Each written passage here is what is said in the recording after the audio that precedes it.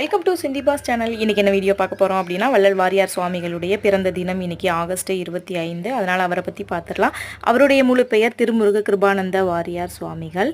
இவர் பக்தர்களால் 64வது நாயன்மார் அப்படின்னு சொல்லிட்டு போற்றப்பட்டவர். இவர் எங்கே பிறந்தார் அப்படின்னா, வேலூர் மாவட்டம் காட்பாடி வட்டத்துக்கு அருகே உள்ள காங்கேயநல்லூரில் தான் இவர் பிறந்தார். இவர் வீர சைவ மரபு சேர்ந்தவர்.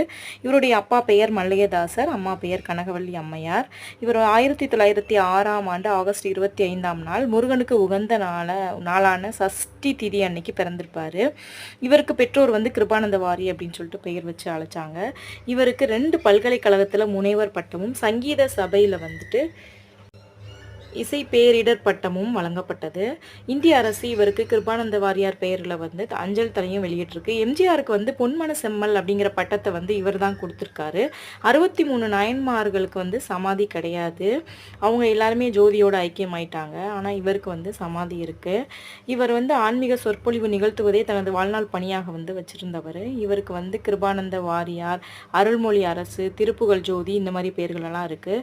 அவருடைய இலக்கிய அறிவு, பேச்சாற்றல், புலமை காரணமாக அருள்மொழி அரசு என்று அழைக்கப்பட்டதாகவும், அப்புறம் முருகனுடைய புகழ பாடுறதுல திருப்புகழ் மீது கொண்ட ஈடுபாடு மூலம் வெளிப்படுத்திய ஆன்மீக ஒளிக்காக இவருக்கு திருப்புகழ் ஜோதி அப்படிங்கிற பெயரும் வழங்கப்பட்டுச்சு. ஏழை எளிய மக்களுக்கு கல்வி, மருத்துவ உதவித்தொகை, அதுக்கப்புறம் திருமணம், இந்த மாதிரி மக்கள் சார்ந்த பணிகளுக்கு இவர் செலவு பண்ணியிருக்காரு.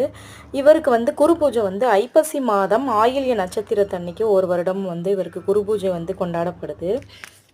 இவர் தேவாரம், திருவாசகம், திருப்புகழ் இதை பாடுறதுல ரொம்பவே வல்லவர். திருப்புகழ் நல்லாவே பாடுவார். வீணையும் கற்று திகழ்ந்தவர். இவர் திருப்புகழ் அமிர்தம் அப்படிங்கிற மாத இதழையும் நடத்தி வந்திருக்காரு. திருப்புகழோட தான் தன்னுடைய சொற்பொழிவையே ஸ்டார்ட் பண்ணுவார். அதே மாதிரி முடிக்கும் போதும் திருப்புகழோட தான் முடிப்பார். இந்த மாதிரி புகழ் சிறப்புகள்லாம் உரிய நம்முடைய வள்ளல் வாரியார் சுவாமிகளை வேலூர் போனீங்கன்னா கண்டிப்பாக ஒரு வாட்டி அவருடைய சமாதிக்கு போய் அவரை வழிபாடு பண்ணிட்டு வாங்க. இவரை பற்றி இவருடைய பேர் என்னுடைய ஆழ்மனதில் ரொம்ப அதிக அளவில் பதிஞ்சதுக்கு காரணம் ஆத்ம ஞான மையம் யூடியூப் சேனல் மங்கையர்கரசி அம்மா அடிக்கடி இவரை பற்றி சொல்லுவாங்க. அவருடைய மாணவி தான் அவங்க. அவர் சஷ்டி விரதம் இருக்க சொல்லி அம்மா பிறந்ததாகவும் அடிக்கடி சொல்லுவாங்க. அவங்களுடைய வீடியோஸ் எனக்கு ரொம்பவே பிடிக்கும். அதை தான் நான் ஃபாலோ பண்ணுவேன். அதை தான் நான் உங்கள் கூட ஷேர் பண்ணிக்கிறேன். இந்த வீடியோ பிடிச்சிருந்துச்சு அப்படின்னா லைக் பண்ணுங்கள், ஷேர் பண்ணுங்கள், கமெண்ட் பண்ணுங்கள்.